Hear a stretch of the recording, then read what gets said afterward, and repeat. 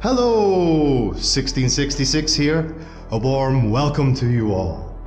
I talk to you right now just like, well, they talk to them.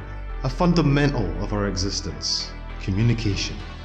We use it to fight, we use it to reconcile, we use it to love. Either way, it's more than an idea. It is an entity beyond a single definition.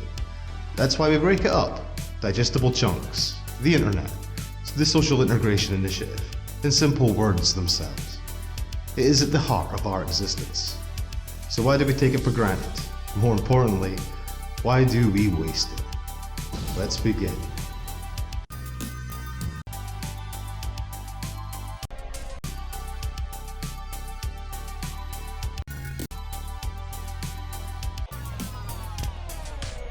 Now, things have changed a lot over the years.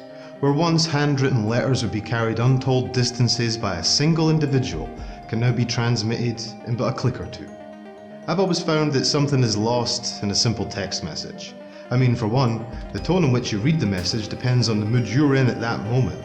So if you're not in a great mood, you're going to apply the worst tone to the text.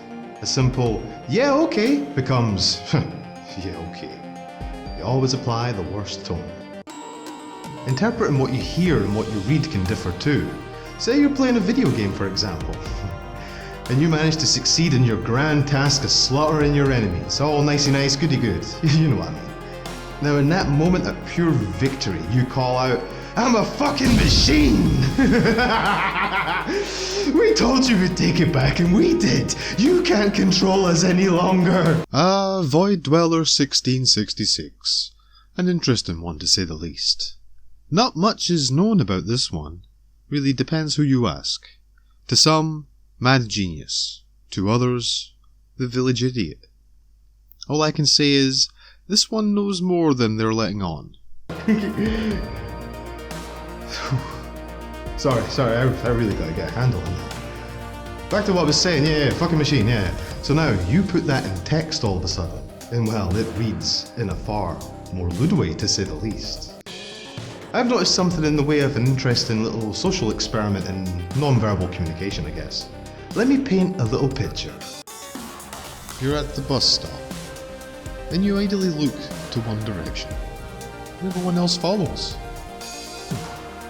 So you look back again. And the other way? They're gonna go? They're gonna go? They're gonna look? Oh, they're looking!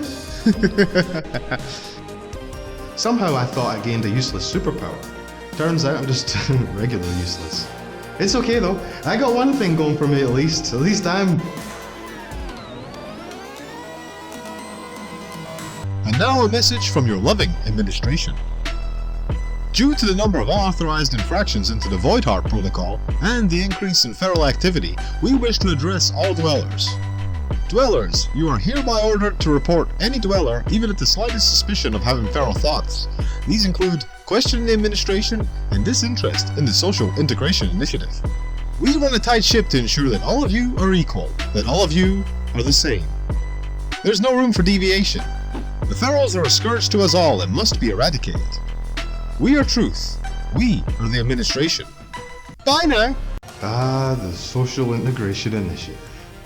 We all know it far too well. It has become an extension of our existence. Before we start, let's check in with it. No, it's me.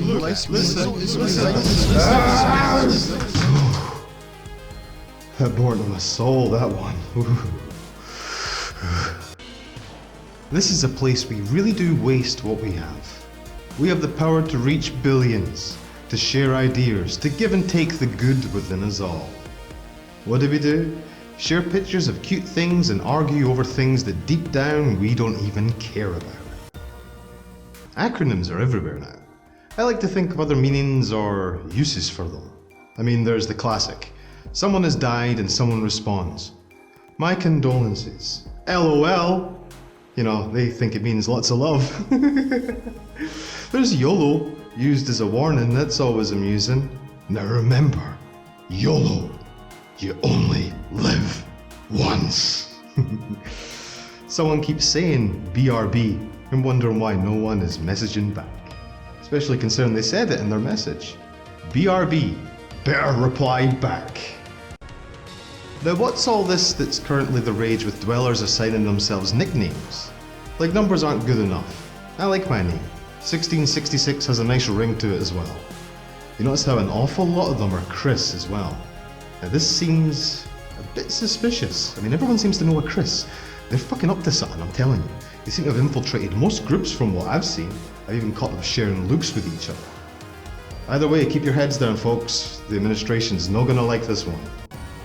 Now, don't ask me why, but I've taken to playing the part of, you know, that little angel and devil sitting on my dear friend's shoulders. Oh, I really want this, but I really shouldn't. I should be good. Well, maybe you should be good then. But I really want it. Well, you know what? Just fucking get them then.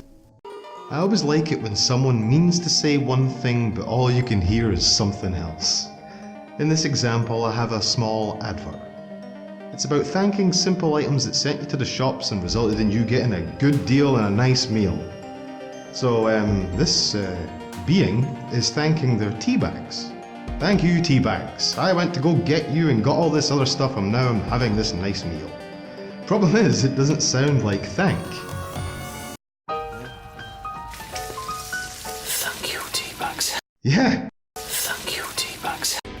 Fuck you, tea bags. All I wanted was a cup of tea, so I went to the shops and bought all this shit as well. So our next item is very special. I know we have had you dwellers absolutely inundate us about it. Well, here we are. The nondescript cube. I'll give you a moment. Yes, the nondescript cube for all your nondescripting needs. It could be yours right now for just 400 of your hard-earned credits. I mean, you don't really need to eat every day now, do you?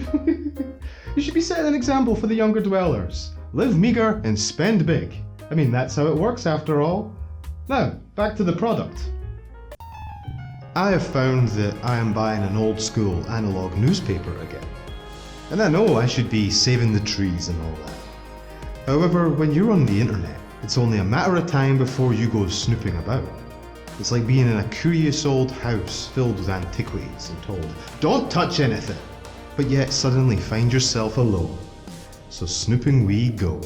And before you know it, well, let's say you end up in some places that aren't so family friendly. I mean, think about the power of the internet. At one click, all the knowledge you could want. Something funny to lighten your day. Or just a small piece of information that really makes you think. What do we do though? Cats. Just pictures and videos of fucking cats. Just cats everywhere, everywhere. I mean, fuck. That can really make a dweller go feral, that crap. They want to destroy us! First, they came for our freedom of speech. Now, our defensive devices. They just want to stop us fighting back because they're scared. They're scared we're waking up. Some dweller even stole my protective hood covering. It's okay though, because I use colloidal purple, made from the finest quality purples. It's real difficult to get back in stock, folks. You see, they want you weak. That's why when the office told me how much we'd have to sell these things for, I told them no, the dwellers need this. 75% markup's fine. Now, from a word from you-know-who. I simply cannot believe dwellers like you. You even numbers. You don't realize the privilege you have. You were born with it and you abuse it daily, spouting hate like this. Don't buy their products. Buy ours. We care. Teehee. I don't know if you've heard of it, but there is a story, maybe more of a myth. I don't know, hell. To some, it's a theory, history. The story goes that in a time gone by, this existence, this void, was very different, and by extension, we dwellers as well. Apparently there was a time where there was light, there was colour. Everyone had a full face and identity. We longed, we dreamed, and we actually fucking did something.